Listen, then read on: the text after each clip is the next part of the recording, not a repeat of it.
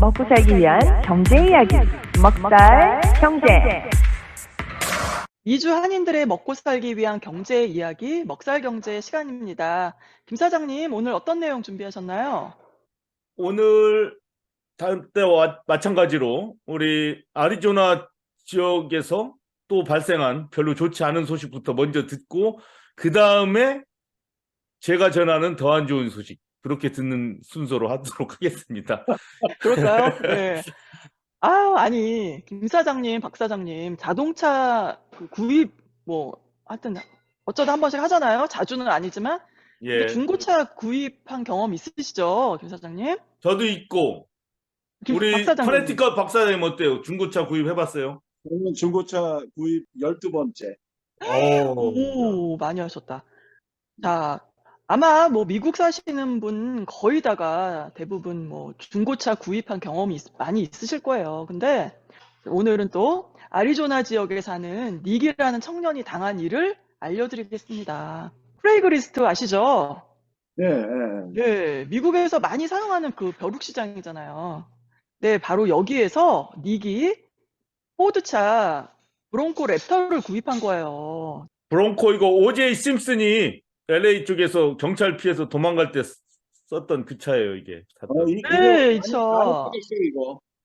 네, 이 차 아주 멋있잖아요. 이 차. 멋있네요, SUV. 예. 네, 인기 있는 차잖아요. 근데 이 차를 구입한 거예요. 음, 아, 예, 아무리 중고차지만 얼마일까요, 이게? 얼마에 샀길래? 이 가격이요? 75,000달러. 오, 중고인데도 그래요? 중고인데도? 네, 중고차 가격치고는 좀 싼 건 아니죠? 아유, 그래. 비싸죠. 옵션이 많이 들어있었나? 아무튼. 근데 상태는 아주 새 차처럼 훌륭했다고 합니다. 서류 작업들 있잖아요? 예. 네, 닉이 온라인에서 모든 서류 작업이 제대로 이루어졌다고 이렇게 믿은 거예요. 이 사람이 닉입니다. 아, 네, 판매자가 주행거리계에 기록된 주행거리와 알래스카 번호판을 이렇게 보여주면서 해당 차량이 이제 중고차라고 이렇게 말을 했고, 또 이 얘기가 타당하다고 이제 닉이 생각하고서 판매자의 말을 의심 없이 믿었던 거예요. 그리고 닉도 나름대로 차값을 지불하기 전에 카펙스를 통해서 차량 상태, 그리고 사고 여부를 점검을 했대요. 그리고 자동차 번호판도 아무 이상이 없었다고 하네요. 그런데 닉이 이 트럭을 구입하고 3주 후였어요. 더 큰 픽업 트럭으로 교환하려고 이제 대리점에 찾아갑니다. 그런데 글쎄 여기서 일이 발생을 해요. 대리점 직원이 그 차량 식별 번호에 문제가 있다는 걸 깨닫고 곧바로 경찰에 막 신고를 하는 거예요. 그러면서 또 이제 대리점 매니저가 또 전화가 와서는 니가한테 사기꾼이라 그러면서 아주 엄청 폭언에 욕설까지 막 퍼붓는 거예요. 그러니까 이게 갑자기 막 이제 어리둥절한 거예요. 자기는 차 그냥 더 큰 픽업 트럭을 바꾸려고 온 건데. 트레이드인 하려고 그랬구나, 트레이드인. 예. 네, 그렇죠. 그러려고 그런 거죠. 근데 알고 보니까 글쎄 이 차가 디트로이트 자동차 공장에서 도난당한 수십 대의 신차 중에 하나였던 거예요. 아, 새 차가 도난당한 거. 네, 새 차였어요. 와. 이게 BIN이라고 있죠. Vehicle 예, Identification 예, 예, Number. 예. 그거 찍으면 그런 게 나오겠죠. 그러니까. 와. 아니, 어떤 진짜 강 큰 놈들이 새 차를 아유, 공장에서 바로 훔쳐가 어떻게. 훔쳐갖고 세상에. 살 때 뭐 점검이나 조회 같은 거를 할 수는 없었겠네요. 그냥 믿고 그냥 샀나 보죠. 처음에 살 때. 그러니까 나름대로 이제 그 온라인상으로 그 서류 같은 거 보니까 다 괜찮았고 또 번호판도 직접 가서 보니까 괜찮다고 나온 거예요. 그 번호판에 이상이 없었다고 아까 그랬잖아요. 근데 바로 이 점인 거예요. 이 점. 아, 사기꾼이 번호판을 딴 거를 갖다가 끼웠나 보다. 네. 이 사기꾼이 한 수 위에 있었던 거죠. 뭐냐면은 이 도난 차량에 다른 차량의 식별 번호를 도용해서 이거를 판매한 거예요. 아. 그러니까 조사를 해보니까 이 도난 차량에 사용됐던 식별 번호는 아리조나 교통부의 타이틀 자동 검색 시스템상의 문제가 없는 번호로 나온 거예요, 또. 그러니 이거 어떻게 알 수가 없잖아요. 그래서 닉의 경우 그 아리조나 MVD 있죠? 그 운전면허 및 자동차 교통 업무하는 여기를 대행하는 제3의 기관에서 차량 타이틀 신고를 했었는데 여기다가 신고를 한 거예요, 닉이. 근데 만약에 문제가 있었다면은 차량 식별 번호 확인 시스템에 당연히 이게 표시가 떠야 되잖아요. 음. 근데 그러지 않았던 거죠, 또. 그래서 어쩜 이렇게 허점이 많냐고요. 이거 예, 지금 정말 이거를 믿어지지 그렇다고 않아요. 해서 네가한테는 억울한 일이긴 하겠지만 그렇다고 이 차량을 정상적인 차량으로 이렇게 거래하게 할 수는 없겠네요. 그렇죠, 그렇죠. 음. 그래서 이 일로 인해서 아리조나 감사관실은 차량 등록 등 MVD 업무 대행하는 제3의 기관 영업에 대해서 감시 소홀 책임을 교통부에 추궁하고 뭐 있다고 합니다. 그래서 결과는 뭐 좀 더 두고 봐야 된대요. 그러면은 이런 경우에 그 바이어, 그러니까 닉 같은 경우는 차값으로 지불한 75,000달러 돌려받을 수 있어요? 아유, 그러니까 이게 돌려받으면 이게 정말 다행인데 그럴 가능성은 거의 없다고 합니다. 거의 없죠. 왜냐면 경찰에 신고하고 법적으로 뭐 해도 팔고 도망간 놈 데리고 올 수도 없고 설사 그 놈을 잡는다고 해도 법원에서 판결을 내리겠죠. 75,000불한테 돌려줘라 니간테. 그래도 나 돈 없다. 그럼 1년에 10불씩 갚아라 니간테. 뭐 이런 식으로 가요. 아, 그렇구나. 그러니까 이 차가 그리고 디트로이트의 포드 공장 주차장에서 여러 대가 도난당했다고 했잖아요. 예. 그래서 최근에 미시간주 켄통 경찰이 이 사건에 관련해서 7명을 체포했대요. 그래서 이제 조만간 자세한 사건의 전말을 밝히겠다고 합니다. 예. 아니, 그런데 이런 유사한 일이 지금 아리조나를 포함해서 뉴멕시코, 테네시 등에서도 지금 발생한다고 하니까 자동차, 중고차 구입하시는 분들 각별히 조심하시고 또 예. 조심해야겠습니다. 맞습니다. 네, 그리고 제가 이 동네도 그 얘기 있잖아요. 뭐 기아차 어떤 차종만 막 애들이 막 아우, 훔쳐간다, 맞아요, 맞아요. 한때 도난한다. 지금 그랬어요. 요새 네. 이런 얘기들 많이 나오고 있거든요. 그래서 하여튼 제가 중고차 사실 때 이걸 유념을 해야 되겠네요. 예. 맞아요. 덧붙여서 한 말씀 드리면은 제 경험이었는데 중고차를 크게 구입하는 경로가 세 가지예요. 개인 또는 작은 딜러, 그 다음에 서리파이드 된 딜러. 이런데 제가 제일 레코멘드 안 하는 게 작은 딜러예요. 작은 딜러라는 거는 길 가다가 보면 이렇게 차 몇 대 놓고 파는 딜러들이 있어요. 맞아요. 네네네. 걔네들 봤어요. 중에는 다 그런 건 아닌데 걔네들 중에는 이렇게 뭐 도둑질을 했다는 게 아니라 차를 뭐 바꿔치기 한다든가 뭐 차 상태가 안 좋다든가 이럴 수 있어요. 그리고 어떤 옛날 문제가 또 뭐 침수됐던 거 있잖아요. 플러드 오, 돼가지고. 맞아요. 그래가지고 무슨 문제가 발생했을 때 걔네 책임도 안 지고 소위 속된 말로 양아치처럼. 아, 그래서 그렇구나. 저도 그런 경험을 한번 해봤기 때문에 그 다음부터는 개인한테 사든가 뭐 프레그리스트. 마켓플레이스나 이런데 그런 데서 사든가 아니면 근데 거기서 개인한테 살 때는 뭐 대부분 다 10,000불 이하짜리 이런 거 사는데 적어도 10,000불 이상 가고 20,000불 이상 가는 것들은 다 서리파이드 된 딜러십에서 가서 사야 안전해요. 진짜로. 그렇군요. 그래요. 모든 네. 페이퍼워크도 믿을 수가 있고. 예, 됐어요. 이제 김 사장님. 실속 있는 정보였습니다. 뭐 꿀팁이라고까지 하기는 좀 그렇고. 아, 그렇지. 자, 그러면 우리 전화기 얘기합시다. 차 얘기했으니까 전화기 얘기해야지. 자, 무슨 전화기들 사용하시는지 모르겠어요. 뭐 태바님은 아이폰 사용하실 거고, 네. 커네티컷 박 사장님은 안드로이드? 저는 앤드로이드 오래된 폰. 오래된 폰 얘기는 하지 마. 그냥 안드로이드라까지만 합시다. 왜냐면 또 우리 힘들게 사는 거 남들이 알아봤자 뭐 좋을 것도 없어. 너무 깊이 들어가지 말자고요. 대충 얘기해, 대충. 네. 자, 어제 아이폰 15가 나왔습니다. 15! 예, 아유, 어느새 15까지 나왔지? 예. 아유, 시간 좀 걸렸다고 그래요, 또. 근데 뭐 아이폰 11도 안 써봤을 텐데, 11도 뭐 아유, 15까지 그러니까. 나왔으면은 이게 참. 하여튼, 액면 가격이 뭐 1,000불이더라고. 1,000불. 아, 예, 15 프로 맥스는 큰 거예요. 카메라 3개 달리고 뒤에. 예.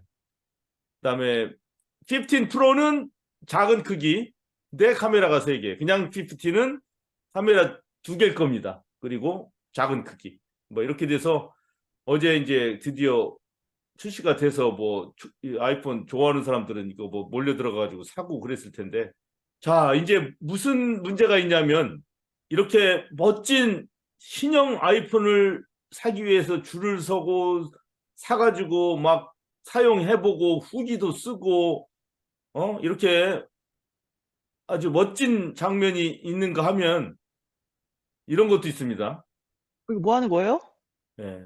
이제 인도의 한 공장에서 이제 전화기 수리하는 장면이 있죠. 수리. 음, 보시다시피 멋진 아이폰 15을 1,000불 주고 사가지고 아니면 할부로 해가지고 월 한 20불씩 내가지고 AT&T나 버라이즌에서 사가지고 쓰는 건 좋은데 이 전화기 이거 15를 지금 딱 사면은 그 전에 쓰던 10이나 11 이런 걸 팔든지 뭐 버릴 거 아닙니까? 그 그쵸. 숫자가 이런 게 이제 바로 E-웨이스트라고 그러죠. 엘렉트로닉 웨이스트. 아, 그 그러니까 문제겠다. 폐전자제품이 네. 우리 몇 번 따져봤잖아요. 이건 가만히 머릿속으로 아, 조금만 해보면 답이 없는 거잖아요. 답이. 심각해요. 나 한 명만 내가 버렸던 전화기만 스스로 생각해봐요. 벌써 대여섯 개씩 버렸을 거 아니에요. 지난 한 5, 6년간. 예? 맞아요, 플립폰부터 맞아요. 시작해가지고 깨진 거 뭐 삼성 갤럭시 3, 2, 뭐 LG 폰 다 버렸을 거 아니에요. 그 버린 것도 생각해 보세요. 그럼 나 혼자만도 막 7개, 8개, 10개 버렸는데 그러면 우리 가족들, 동네 사람들, 미국 전체가 버린 거, 전 세계인이 버린 거 딱 생각해 봐요. 그럼 답이 안 나와요. 그래서 유나이티드 네이션스 유니버시티라는 데서 조사를 해보니까 2050년 이렇게 폐전자 기기 버려지는 게 1년에 1억 1,100만 톤 정도 될 거다. 세상에. 예, 실제 가치로 따지면 트릴리언 달러예요. 1 트릴리언 달러. 하여튼 뭐 이게 무조건 문제지 않습니까? 이렇게. 큰 그러니까 문제죠. 예, 뭐 답이 없어요. 지금 이대로 가면은 이렇게 되는 거예요. 그리고 우리가 버리는 전화기들 80%뭐 전화기만입니까? 뭐 노트북 컴퓨터 그다음에 무슨 뭐 아이패드 뭐. 예, 그다음에 컴퓨터도 마찬가지고 뭐 이런 것들 다 한 80%가 다 인도네시아, 나이지리아, 뭐 이디오피아인가, 뭐 아프리카 나라, 뭐 동남아 국가 이런 데로 다 가는 거예요. 그것도 다 일리걸리 불법으로 가요. 아, 거기 그래요? 가가지고 거기서 뭐 안전을 생각하면서 처리하냐면 그게 아니라 뭐 TV에서 가끔 보잖아요. 뭐 막 독극물이 줄줄줄 흘러내려오는 데서 뭐 맨발로 가가지고 그 인도네시아 사람들이 몇 개 집어가지고 거기서 돈 좀 될 만한 것들 막 끄집어내고 나머지 또 버리고 막 이러지 않습니까? 아, 아이고 참 이거 엄청난 문제예요. 이게 어떻게 하면 좋아요? 언급을 사람들이 많이 안 해서 그렇지 이 산더미 것처럼 이렇게 계속 문제가 되는데 그래서 이제 어떤 얘기가 나오냐면 현재 미국의 경우만 따져보면 미네소타하고 뉴욕주 같은 경우는 소비자가 수리를 할 수 있는 권한을 줘라. 이래가지고 이게 바로 Repair Right Act입니다. 수리권. 왜냐하면 지금 아이폰이나 뭐 폰들이 어떻게 돼요? 이제는 옛날에는 뒷뚜껑 열고 배럴이 열고 나사가 있어가지고 돌려가지고 혹시 뭐 스피커가 안 되거나 뭐 물에 접근하면 이렇게 수리를 할 수가 있었거든요. 간단하게. 근데 최근에 나오는 폰들은 이제 다 꽉꽉 닫혀 있어요. 그래서 어떻게 할 수가 없어요. 열 수가 없어요. 사람들이. 그 수리 전문으로 하는 곳에 가지 않는 한. 자, 그러다 보니까 이거는 소비자로서 권리를 잃는 거지 않습니까? 그러네요, 또 그렇게 예, 보니까. 제가 네. 2021년에 어떤 해외방 할 때도 그 문제를 제기했었어요. 존디어나 농기구 같은 경우 자꾸 이 회사들에서 어떻게 하냐면 이 사용자가 수리를 못하게 만들어요. 새거 사라고. 그 패널이나 이런 데 패스워드를 걸어버려요.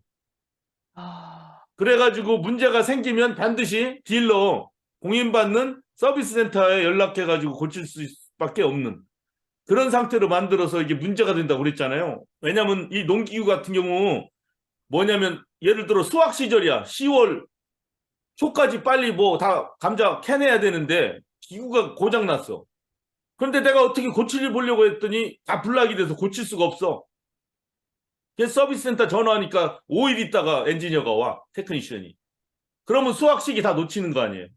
그렇죠. 그래서 이것도 한때 참 문제가 됐었거든요. 계속 이런 농기구, 트랙터, 뭐 잔디 깎는 기계, 뭐 풀 뽑는 기계 뭐 이런 것들이 수리를 못하게 만들어가지고 자, 이제 아이폰도 마찬가지입니다. 이제 셀러폰도. 그래서 일부 주에서는 지금 이렇게 사용자가 수리를 할 수 있는 권한을 지금 통과시키고 있어요. 그래서 아까 말씀드린 대로 미네소타하고 뉴욕은 그 주가 통과됐고, 이제 캘리포니아 제일 큰 주 아닙니까? 캘리포니아는 지금 이거를 진행 중에 있어요. 이거를 통과시킬 것인가 말일 것인가. 그런데 애플 컴퍼니에서 이거를 계속 반대를 했었대요. 왜냐하면 뭐 싫을 거 아니에요. 애플 컴퍼니는 사람들한테 수리를 할 수 있게끔 하면은 뭐 사람들이 부서지기도 하고 또 뭐 클레임도 걸기도 하고 막 이럴 문제들이 있을까봐 애플 컴퍼니에서는 그 캘리포니아의 이 수리권 법안을 계속 반대를 하다가 지난달에 갑자기 태도를 바꿔서 찬성으로 돌아섰다고 합니다. 찬성으로. 예. 네. 왜냐? 이유는 그거예요. 이제 어차피 EU나 이런 데서 저기 수리권을 법안을 통과시킨대요, 앞으로. 그러면 애플이나 뭐 삼성이나 셀러폰 매니팩처러는 이거 막을 수가 없어요. 대세예요, 대세. 소비자들이 수리를 해서 써야 이렇게 이-웨이스트 같은 것도 줄어들 거 아니에요. 그죠? 그렇죠. 지금은 조금만 고장 나면 다 버리고 새 거 사야 돼. 그러면 얼마나 많이 이 폐기물들이 쌓일 거 아니에요. 이 폐전자제품들이. 비용도 마찬가지죠.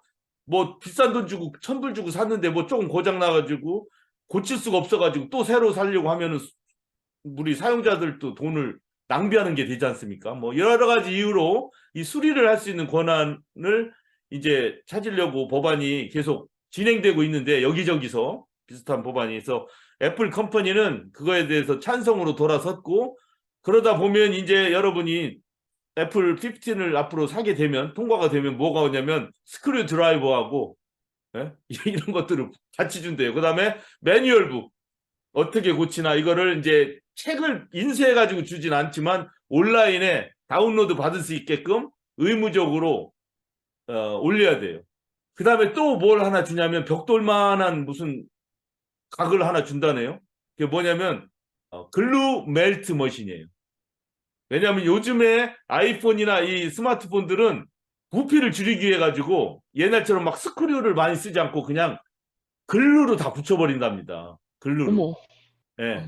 그래가지고 수리를 하려면 이제는 막 스크류도 물론 몇 개는 빼겠지만 보통 이 뜨거운 글루를 녹이는 이 장치를 하나씩 다 준대요. 이제 이 법안이 통과가 되고 나면은 그러면 그걸로 이제 뜨뜻해졌을 때 이제 하나씩 떼가지고 거기서 뭐 카메라도 바꾸고 스피커도 바꾸고 차징 포트 부서진 거 바꾸고 이렇게 앞으로 돼나갈 전망이다 소식입니다. 제가 사실 엊그저께 어떤 일이 있었냐면 손님이 가져온 스크린 프로텍터를 떼고 새로운 거 붙이려고 이렇게 스크린 프로텍터를 떼려고 하는데 굉장히 이게 안 떨어지더라고요. 그렇게 안 떨어지는 건 처음 봤어요. 그러다가 스크린 프로텍터를 띄다가 액정, 스크린 자체가 약간 깨져버렸어요. 뭐 그럴 수도 있겠네요. 예, 이런 건 처음이에요, 제가 20년 넘게. 근데 가만히 보니까 이 스크린 자체가 본체하고 떨어져 있었던 거예요. 그러니까 스크린 프로텍터를 뗄 때 이 액정이 스크린 프로텍터에 막 당겨가지고 꺾어져 버린 거죠. 그전엔 그런 적이 없어요. 이 원래 액정이 본체에 잘만 붙어 있으면 세게 스크린 프로텍터를 띄워도 이런 일은 안 일어납니다. 액정 자체가 부서지는 일은. 근데 언제 처음 봤어요. 그 오늘 기사를 보니까 폰들이 자꾸 이제는 스크류로 고정하지 않고 이렇게 글루로 붙이기 때문에 만약에 이런 폰들이 여름날 같은 때 자주 차 안에 있어가지고 막 200도 F, 300도 F에 오래 노출되면 그러니까 스크린 프로텍터 자체도 스크린에 그렇게 딱 붙었던 거고 이 스크린 자체도 본체에서 약간 헐겁게 떨어져 있던 거예요. 앞으로 하여튼 뭐 우리 주머니 돈도 절약을 해야 되겠고 또 지구 전체적으로 이렇게 폐전자제품 버리는 문제도 우리가 소비자로서 사용자로서 한번 생각을 한다면 가지고 있는 이 기기들 가능하다면 고쳐가지고 쓰는 그런 방법이 좋을 것 같고 앞으로 그런 법안이 통과가 될 것 같다. 이런 소식을 전합니다. 그리고 또 한 가지 이런 폰 리페어샵 이런 거 하시는 분들 많죠. 한국 분들 여기 미국에. 저도 일부 조금은 하지만 그러면 손님들이 다 리페어 하게 되면 그럼 그분들한테 타격이 올까? 뭐 이런 생각도 해봤어요. 어떻게 될 것 같습니까? 박 사장님, 비즈니스 감이 좋으신. 제가 보기에는 별 타격 없을 거예요. 아마 대부분이 이제 전화기는 어떻게 보면 요즘 생활 필수품 중에 넘버 원이기 때문에 괜히 본인이 자가 수리하다가 더 망치는 경우가 발생할 수 있기 때문에, 그리고 또 전화기들이 요즘 또 고가잖아요. 그러니까 기왕이면 역시 프로페셔널한테 가져가겠죠. 야, 내 생각하고 똑같네. 대바님도 그렇게 생각하시죠? 저도 못 만질 것 같아요. 더 예. 고장낼까봐. 아무리 그 매뉴얼을 그 온라인에 옮기주고 뭐 툴을 준다고 그래도 사실은 이제 처음 해보고 이런 사람들을 자기 거 하다가 고장나는 일이 더 많아서 오히려 이제 리페어를 할 수 있게끔 열어놨기 때문에 이제 리페어샵에 더 가져가서 오히려 매상이 더 늘어나지 않을까. 저도 그렇게 생각했는데 역시 물론 우리가 다 맞을 것이다, 뭐 틀릴 것이다 이렇게 판단을 할 수 없는데 적어도 우리 미우새 먹살경제 세 분의 생각은 딱 맞네요. 한 가지 덧붙이면은 그 좋은 예가, 제가 세탁소를 하는데 20년 전부터 그 드라이 젤이라 그래가지고 드라이 클리닝을 대체할 수 있는 어떤 홈킷 같은 게 나왔었어요. 그래가지고 처음에 뭐 못 모르는 사람들이 그런 거로 많이 트라이 했는데, 뭐 예를 들어서 20불짜리 티셔츠에다가는 그런 거 트라이를 할 수 있겠지. 그러나 뭐 200불짜리 뭐 더 그 이상 가고 이러는 고가 제품에다가는 사람들이 그런 거 트라이 안 하거든요. 세탁소에 가져온다고. 그러니까 결국은 똑같이 뭐 전화기. 예, 그래요. 자, 오늘 347화 중고차 사실 때 도난 차량 또 뭐 침수된 적이 있는지 이런 것들 BIN 넘버 같은 걸로 대충 확인한다고 해서 다 끝나는 게 아니다라는 그 예를 우리 태바님이 전해주셨고, 또 아이폰 15 출시와 함께 우리 지구가 겪고 있는 이 폐전자제품의 문제 간단하게 짚었고, 또 사용자로서 우리가 수리할 수 있는 권한을 가질 수 있도록 법안들이 지금 통과되고 있고 몇 개 주는 이미 그렇게 되었다. 그래서 이제 전화기나 이런 것들 우리가 수리해서 쓸 수도 있고 전문 수리점에 가져가서 이제 쉽게 버리고 쉽게 새 거 사는 것보다는 이제 조금 더 고쳐서 쓰는 그런 방식으로 나갈 가능성이 좀 있겠다. 이런 소식을 전하면서 먹살경제 마치도록 하겠습니다. 함께 해주신 여러분 감사합니다. 네, 잘 들었습니다. 잘 들었습니다. 안-